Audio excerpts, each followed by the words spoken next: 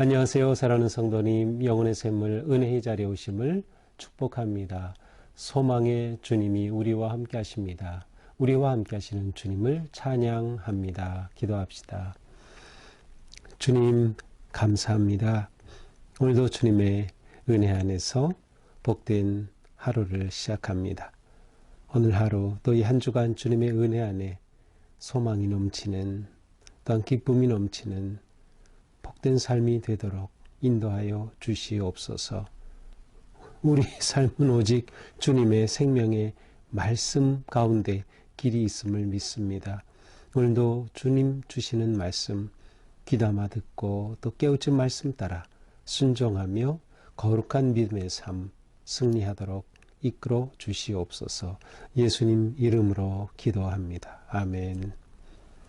오늘 말씀은 욥기 15장 17절에서 35절입니다. 내가 내게 보이리니 내게서 들으라. 내가 본 것을 설명하리라. 이른 곧 지혜로운 자들이 전하여 준 것이니 그들의 조상에게서 숨기지 아니하였느니라. 이 땅은 그들에게만 주셨으므로 외인은 그들 중에 왕래하지 못하였느니라. 그 말에 이르기를 악인은 그의 일평생에 고통을 당하며 포학자의 횟수는 정해졌으므로 그의 귀에는 무서운 소리가 들리고 그가 평안할 때에 멸망시키는 자가 그에게 이르리니 그가 어두운 데서 나오기를 바라지 못하고 칼날이 숨어서 기다리느니라.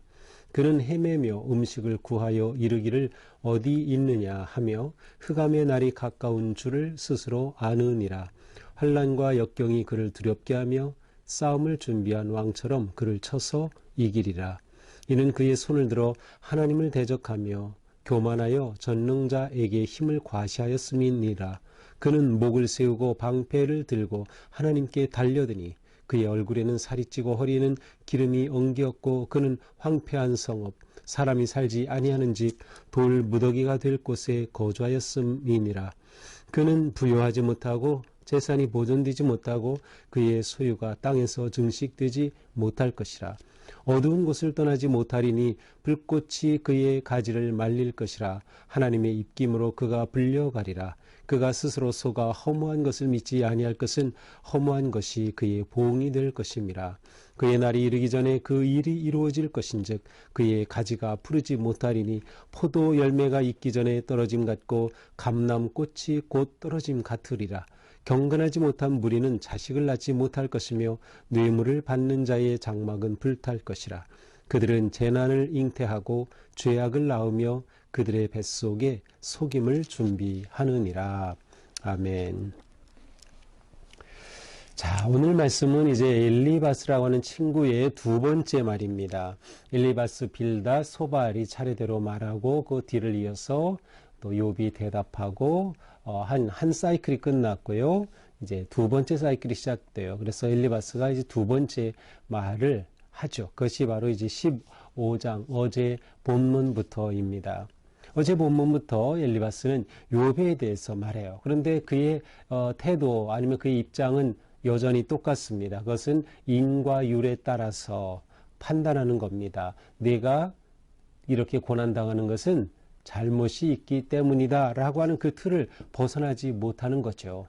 그러면서 어떻게 해서든 욥에게서 죄를 찾아내려고 하고 죄를 들추어내려고 합니다. 이것 봐, 이 죄가 있기 때문이야 라고 말하려고 하는 거죠. 그래서 이제 15장에 들어와서 엘리바스는 두 번째 말을 하면서 6절에 보면은 내 입술, 내 입이 정죄한 것이다. 내가 하나님 앞에 내 입술로 죄를 지었기 때문이다 라고 말하기도 하고, 하나님은 크시니까 내가 아니라고 우겨도 내가 이해하지 못할 뿐이다 라고 말하기도 합니다.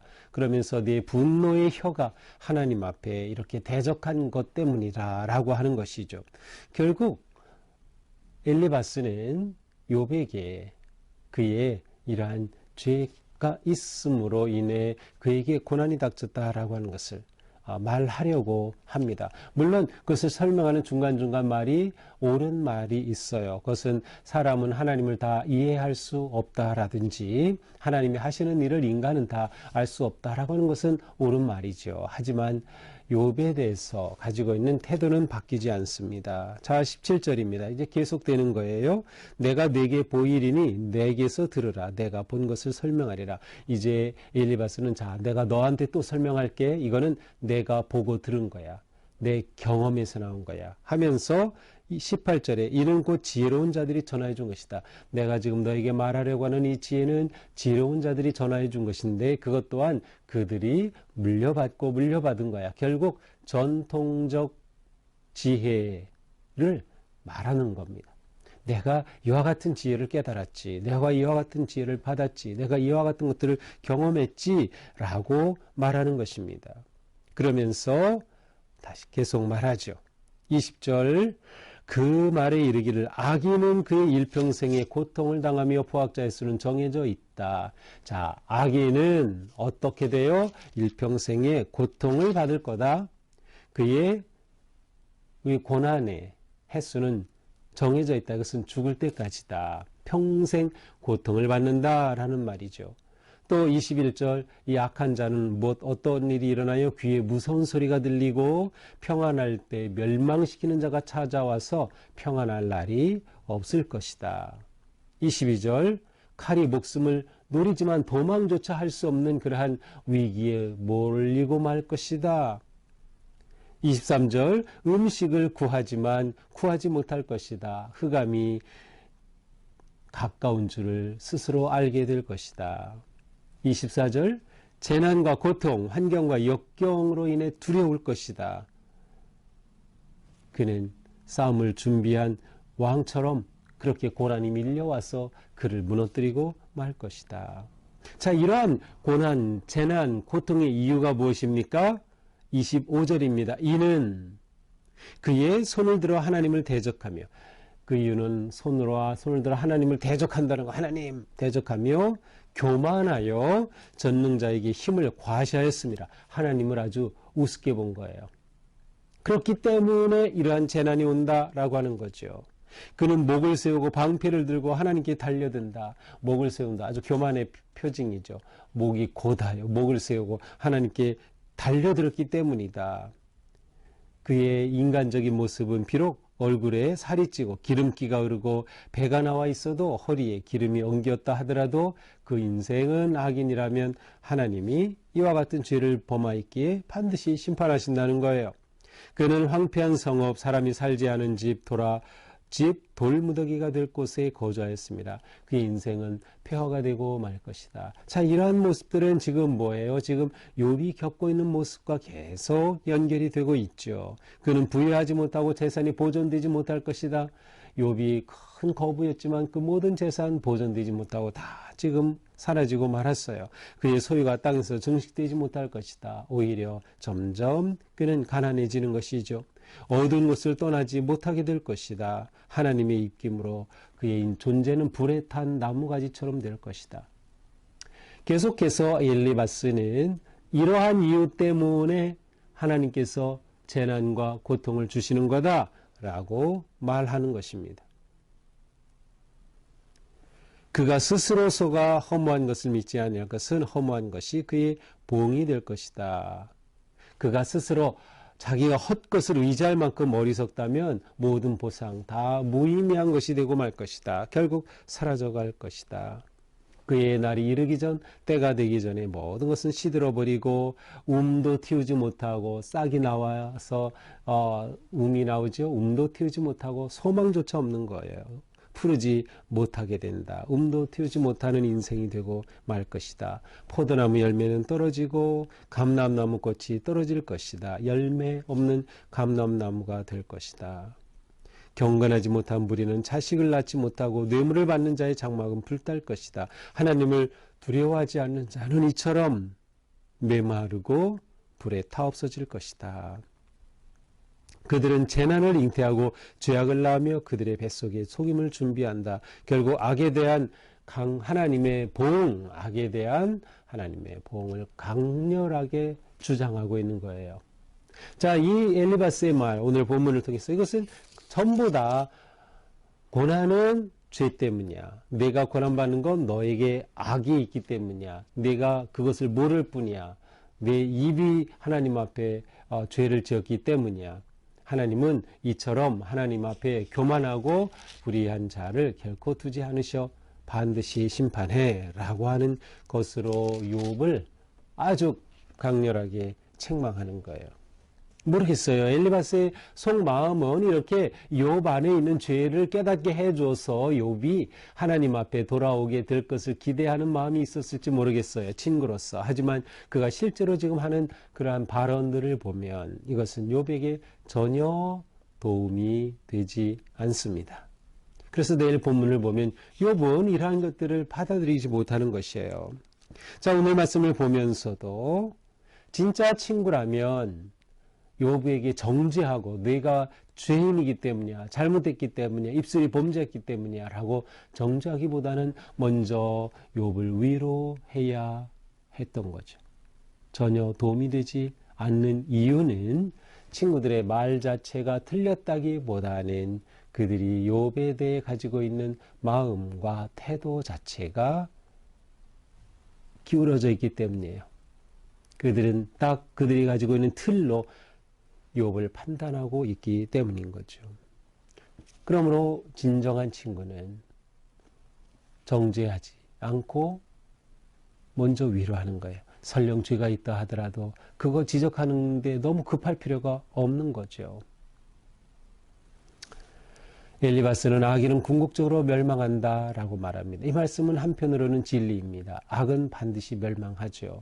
악이 승리할 수는 없어요. 언젠가는 멸망하죠. 그런데 문제는 뭐예요? 욥의 경우처럼 모든 고통과 재난이 죄 때문에 온 것은 아닐 수도 있다는 거예요. 거꾸로 고난과 재난이 없다 하는 것이 그 사람은 의롭다라고 하는 것을 보장해 주는 것도 아니라고 하는 거죠. 이러한 것들에 대해서 전혀 여지가 없다면 인과응보적 지혜는 한계에 부딪히고 마는 겁니다.